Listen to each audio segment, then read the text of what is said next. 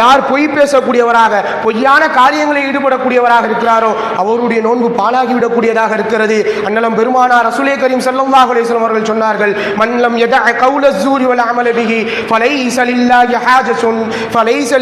ஹாஜத்துன் ஃபீ ஐ யதஅ தஆமஹு வ ஷராபஹு.